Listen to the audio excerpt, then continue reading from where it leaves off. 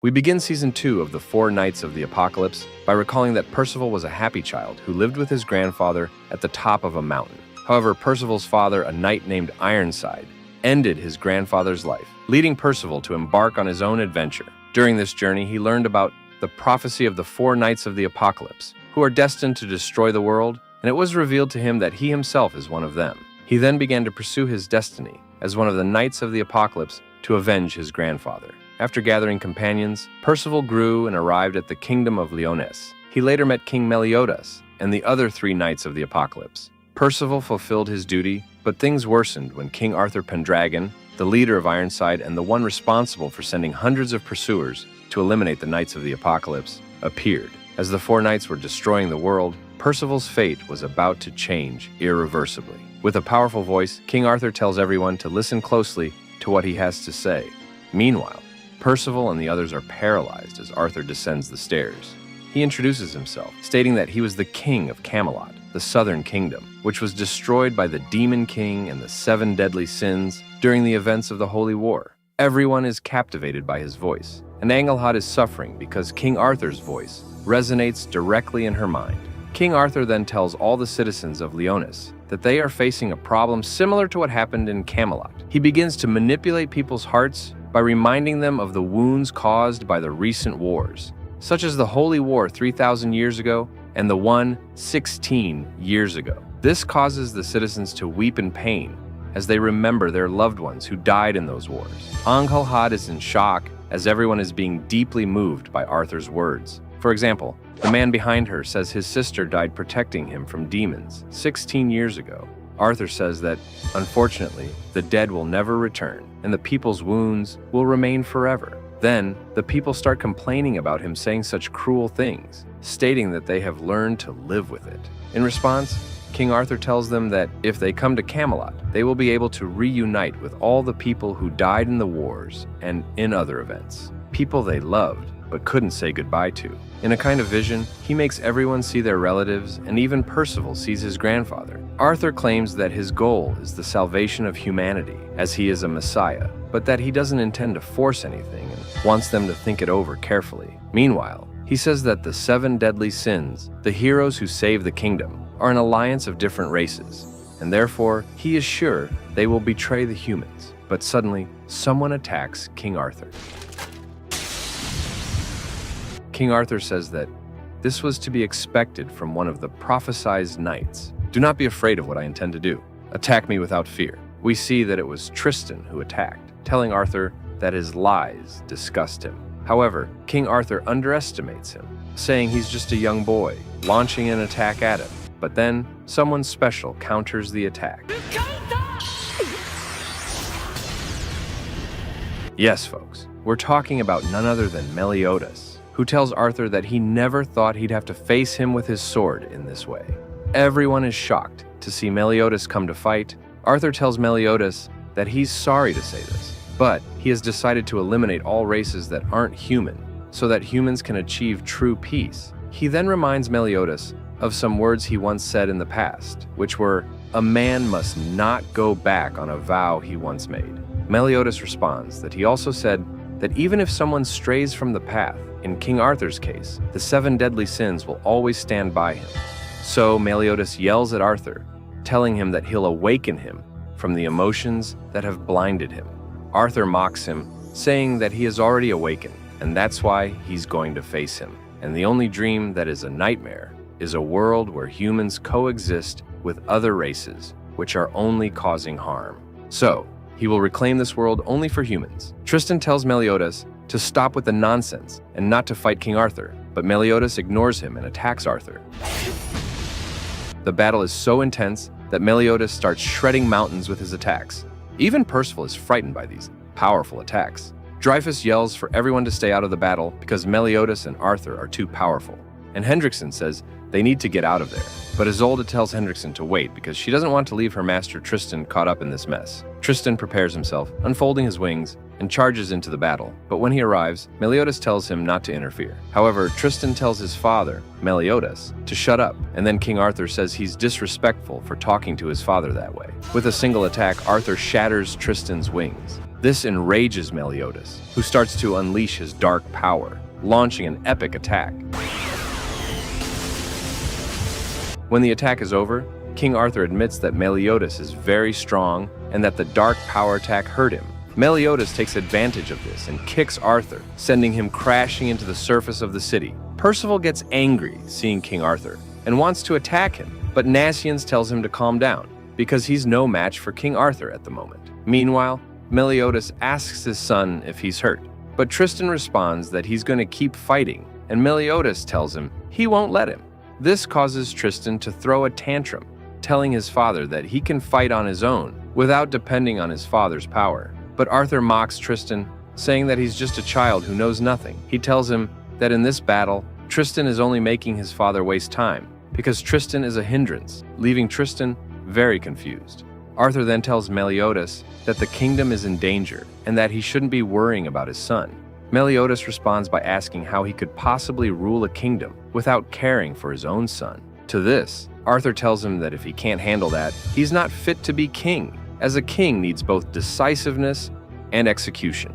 To govern a country and its people, they must rid themselves of any emotional attachment. Something is deeply affecting and torturing Tristan, and Arthur tells Meliodas that he should eradicate any attachment, even if it's to his wife and son.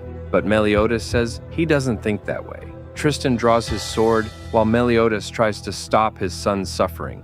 King Arthur tells Meliodas that he's going to die trying to protect his son. Percival yells at Meliodas to be careful, so King Arthur attacks Meliodas with his sword. But someone says the attack missed, and Arthur notices that his sword is broken. Something crazy happens to Tristan. He starts crashing into the ground, and I can say it's almost humiliating. This character, who broke Arthur's sword, says that Tristan is annoying, so he attacks Tristan, leaving him unconscious. Meliodas rushes to save his son, catching him. The fool, Tristan, regains consciousness, and his father tells him that's enough foolishness. Gawain is impressed that the guy who just arrived defeated Tristan with a single attack, and Percival asks, who called that guy? Arthur asks the mysterious person if he was the one who solved this situation so quickly, but he notices it's Lancelot, who's also one of the four knights of the Apocalypse. For those who didn't watch the entire first season, he was that fox or whatever he was, before returning to his human form. Lancelot asks if he is King Arthur, and King Arthur asks if there's a problem with that. Gawain says that he knows Lancelot is powerful, but his opponent is extremely strong. Lancelot tells Meliodas to let him handle this battle, and suddenly, Lancelot smashes King Arthur's nose without moving and delivers a super punch faster than Rock Lee would. King Arthur wipes the red liquid, but Lancelot appears behind him and gives him a super kick.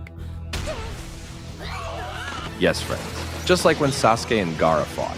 Everyone is more shocked than when I used the toilet and didn't flush. After seeing this, Meliodas tells Lancelot that he's leaving the battle to him. Lancelot is a little surprised because King Arthur has the ability to restore his sword, and King Arthur asks Lancelot if he's done something to hold a grudge. Without waiting for Lancelot's response, Arthur immediately attacks, splitting a building in two. Lancelot tells Arthur that his sword seems quite interesting. Arthur replies that no matter how many times the blade breaks, it will be reborn, and it's called the Chaotic Sanctuary Sword, Carnwennen. Lancelot then asks King Arthur if his teeth grow back too, as he strikes Arthur so fast in a millisecond that he knocks out his teeth. Everyone is terrified of what's happening, and Arthur's gaze changes as he tells Lancelot that this battle will be a lot of fun. Lancelot says that Arthur can regenerate parts of anything thanks to the power of chaos he holds inside, but then asks King Arthur why his right arm is still a prosthetic, the arm that was devoured by a cat in the last Holy War. Remember the demon cat, friends? Arthur says it's not that he can't regenerate it, but it's a reminder of the price of being weak. Lancelot then tells him that he hopes that's not an excuse if he loses, claiming it was because one of his arms is a prosthetic.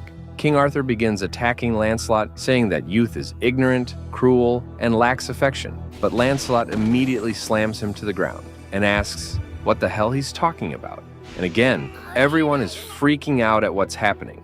Nasciens says that Lancelot is matching and even surpassing King Arthur in terms of power. Prince Tristan says that Lancelot's ability far exceeds his own, and recalls that 6 years ago, Lancelot was kidnapped in the kingdom of Benwick, but 3 years later, he returned safe and sound.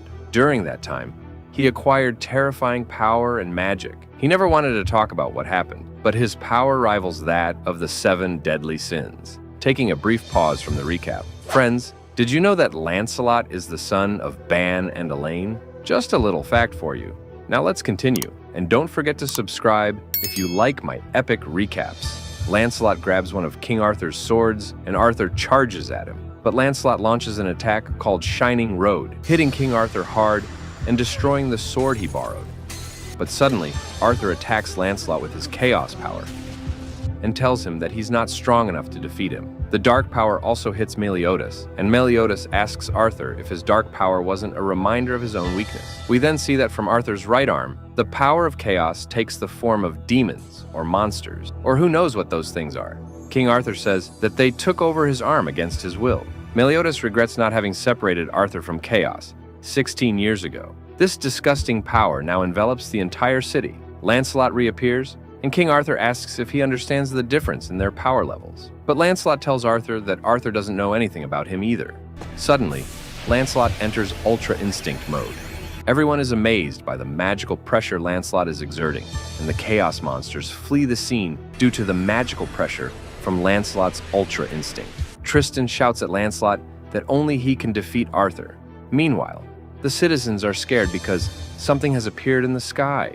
They realize it's a massive flying ship, and Dreyfus and Hendrickson say those are the Chaos Knights from Camelot, and even Percival's father is there. The Chaos Knights tell their king, King Arthur, that enough of his games and ask him to return with them, as a full confrontation is not advisable at this time. So King Arthur, with his ultra-developed senses, feels from 3 different parts of the world that 4 of the 7 deadly sins are ready to attack him from thousands of kilometers away. The citizens, only thinking of their own well-being, ask King Arthur to take them with him to Camelot. Angalhad reminds them that it was King Arthur who destroyed their country. King Arthur continues talking telepathically with his knights, telling them that he will return with them, but suddenly, yes friends, Lancelot pierces King Arthur's chest. Ironside tells the other knights not to worry about that and to continue with the plan to return, while we see King Arthur smiling and bidding farewell to Meliodas. And as if he had Obito's Kamui ability, he disappears from the battlefield, telling Lancelot that he knows they are the 4 knights of the apocalypse. He warns them that he will eliminate them one by one. The sun sets, and everyone is recovering from what just happened. Later, our heroes are in the guest room of the palace, and Percival, jumping on the bed, tells everyone that there's a bath in the basement and wants everyone to go bathe together. Angalhad tells him that there's no way she's going to bathe with him. The boys ask Angalhad if something is wrong because she seems very tense. She tells them that the knights risked their lives to protect the city, but the people of this country are so ungrateful that they wanted to go with Arthur. Percival says that he understands how she feels, but he also understands the people's feelings. He says he doesn't know if it's true that in Camelot one can see their deceased loved ones, but he saw his grandfather in a vision. This leaves Angalhad speechless. Percival is frustrated because everyone is strong except for him, and that King Arthur and Meliodas are incomparable. Angalhad asks him if he met Meliodas, and he says yes, but she doesn't believe him. Afterward, they all go to bathe together. Later that night, Lancelot thinks about inviting everyone to dinner, but they're already asleep. Since the boys are asleep, Lancelot stays up all night and goes to see the lives lost in this war. We see the body of one of the commandments. Lancelot remains very serious about the situation, but suddenly, this girl appears and tells him that in total, 2 holy knights, 3 giants, 7 fairies, and 1 prisoner have died. She throws herself towards where the corpses are, saying that those are few losses considering they faced King Arthur and 2 commandments, referring to Gayland and Melascula. She then says that the commandments were manipulated by King Arthur, and in addition, it's impressive that they, being so powerful, suffered another defeat. Lancelot asks her if she is praying for the well-being of those guys, and says he didn't expect less from her, mentioning that she is Thetis. Well, let me give you some big news. She is the reincarnation of Derriere, but although I know her whole story, I won't tell it for now, just in case it gets explained later in this anime. She replies to Lancelot that she isn't praying for the commandments, but she has compassion for them, and she tells him that she's disappointed in him because he let the killer escape and allowed the prisoner to be killed. She says that was a huge mistake. Those words bother Lancelot a bit. She tells him he has no idea how much this affects the people, but he replies that she doesn't understand his feelings, calling her an old hag at the end. She says that reading minds and understanding feelings are 2 different things, and tells him a bit of fresh night air will do him good and clear his head, calling him a brat at the end before leaving. Lancelot, while looking at the moon, remembers a woman who tells him she loves him, and that she doesn't know what will happen when her feelings for him become public, and maybe that will prevent her from staying by his side. These feelings strongly stir within Lancelot, and he remembers being younger, kissing that girl, who told him she belonged to him. These memories make Lancelot smile, saying that girl was very strange, and she used to tell him she loved him because she was his fan and had